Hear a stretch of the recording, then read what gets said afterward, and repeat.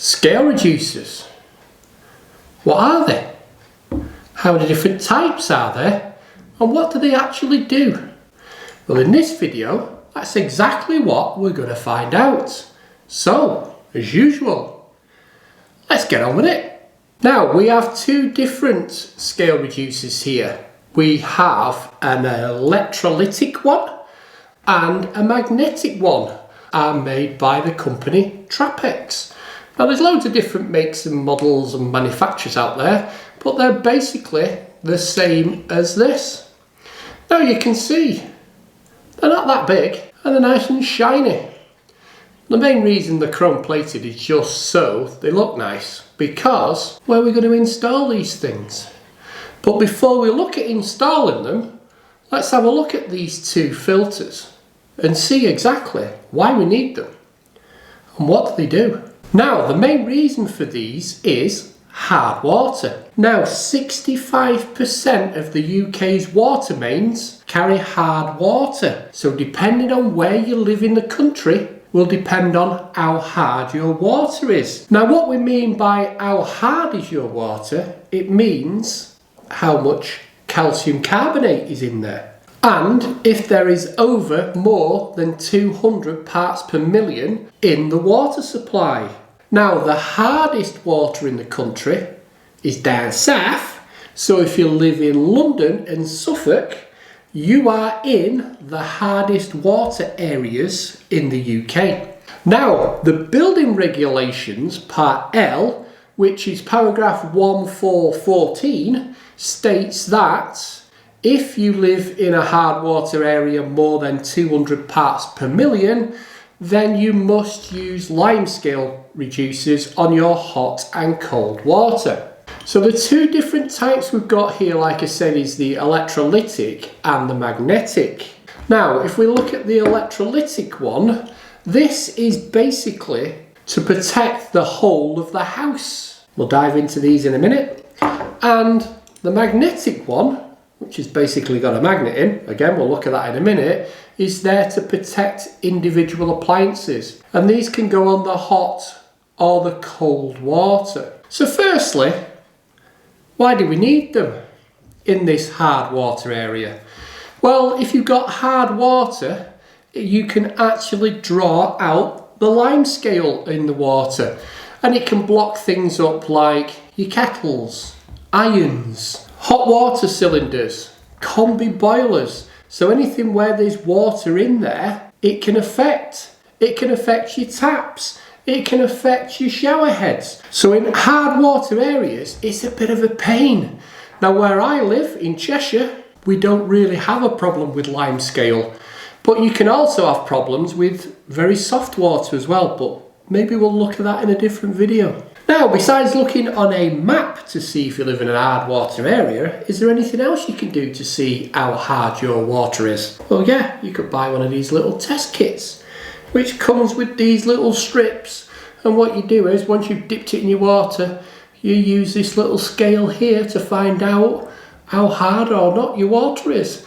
Our pH level here is round about 7.2. So it's in the neutral band, and its alkalinity is about 80. So it's incredibly low. So our water here, we have no problem whatsoever with limescale. So what is this limescale then? So basically, limescale is a white chalky substance which is left on the surface of your appliances. So inside your kettle, on the surface of your iron, coming out of your tap, in your shower head. So that white chalky deposit you see is most certainly limescale. Now, this limescale is mainly calcium carbonate, which has a chemical formula of CaCO3. So what problems does this limescale cause besides just looking horrible? Well, it blocks things up. So it blocks the holes up in your shower head, so it doesn't work as well. It insulates the element in your kettle, so you need a lot more energy to boil your water.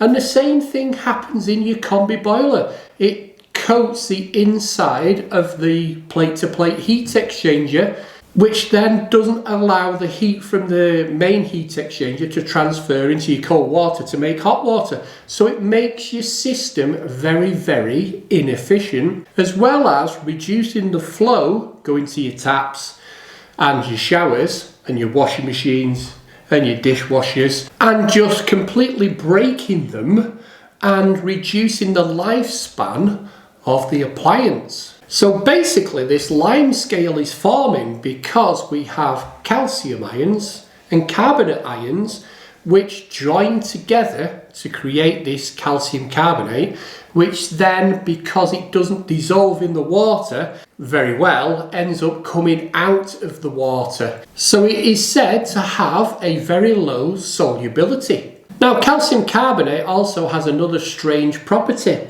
That means when your water temperature increases, its solubility decreases. So that's how it ends up more on your hot taps than it does on your cold taps. And it ends up more on your inside of your kettles and your washing machines rather than your toilets and your cold taps. So this is why we need these little gizmos. But if you are in an incredibly hard water area, you might need to soften your water first using a proper water softener rather than using one of these, because this is probably the only thing, what is the downfall of these, is they don't work in really hard water areas.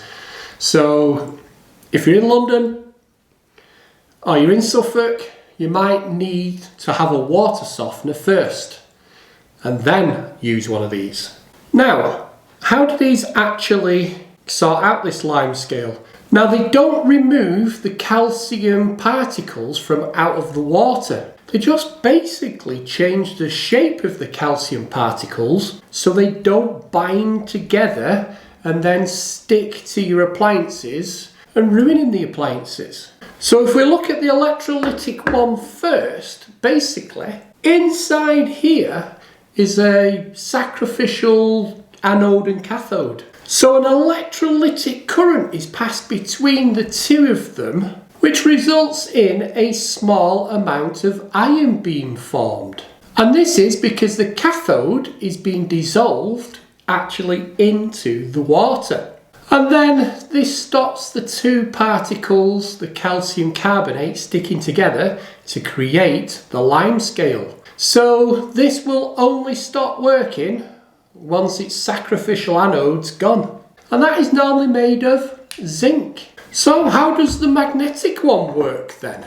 Basically, it does the same thing, but uses the magnet to create the ionization this time. And again, this charge reduces the mineral particles and stops them binding together. The problem with this though, it requires an incredibly strong magnet. So if I take my screwdriver and see if it sticks to the magnet, you can see it does. So when it stops being magnetic, this won't work.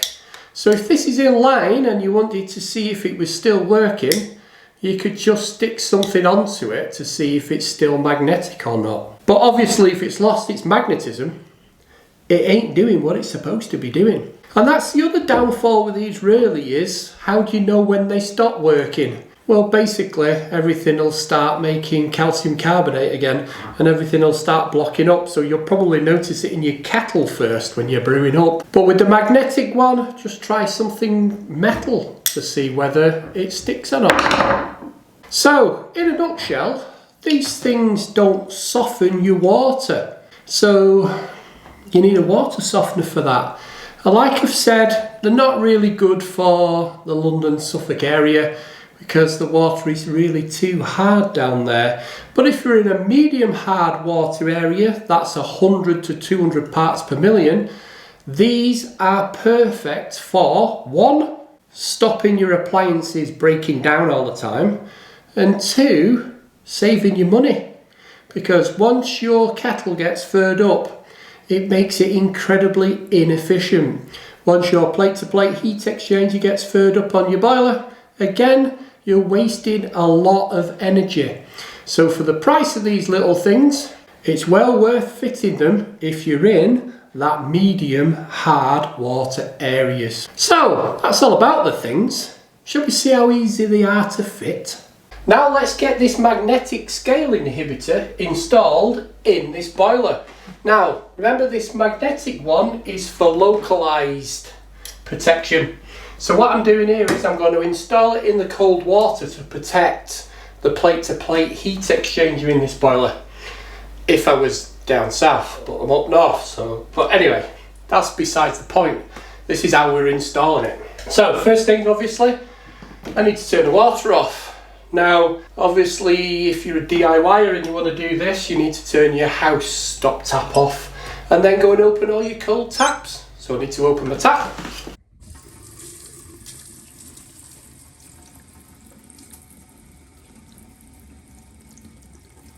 Now the water's nearly stopped, so what I've done is I've made 2 marks here, so 130 millimeters apart. So this is where this is going to be installed here, as close as I can get it to protect this plate to plate. So now the water is drained, first thing I need to do is get these clips open. So there's one here and one down here. Yeah, and gently ease it forward. Now I can get my 15mm pipe slices to cut the pipe. Now there's still going to be some water here, so I've got a bowl down here and I've also got a towel down ready. Now I'm going to cut this top one first. So basically I need to line the blade up with the line, and I'm going to turn the cutters towards the blade.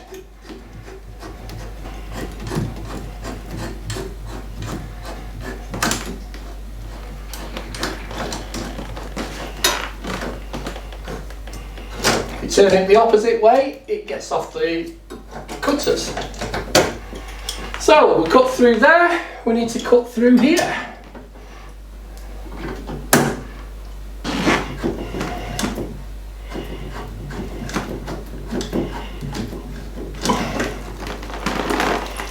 Bit more water.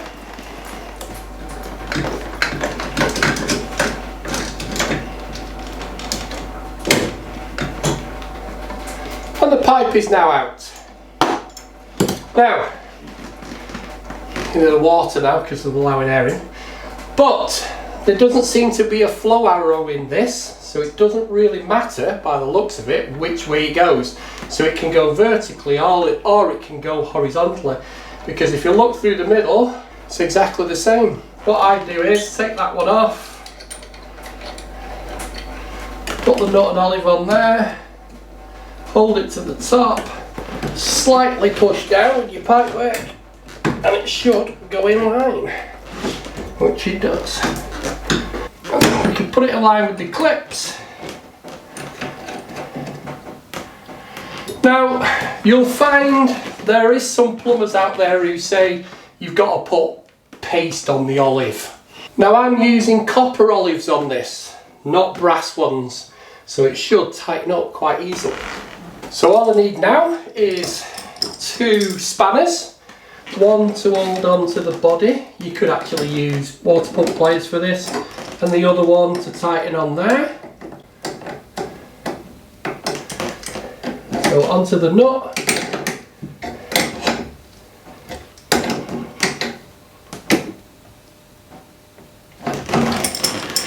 And again, there's another one there. Remember, when you're tightening up, righty-tighty, lefty-loosey.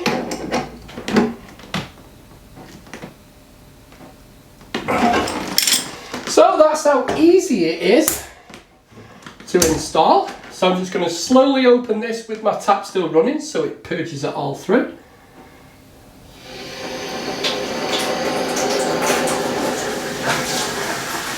And now I can test for leaks.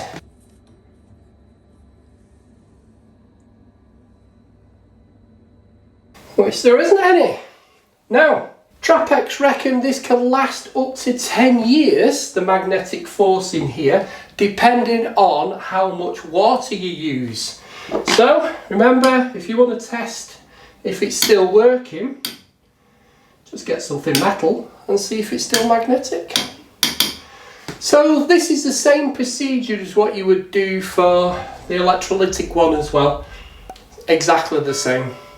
So that's the installation of this Trappex magnetic scale reducer. Remember, they don't soften your water, they just help to prevent limescale.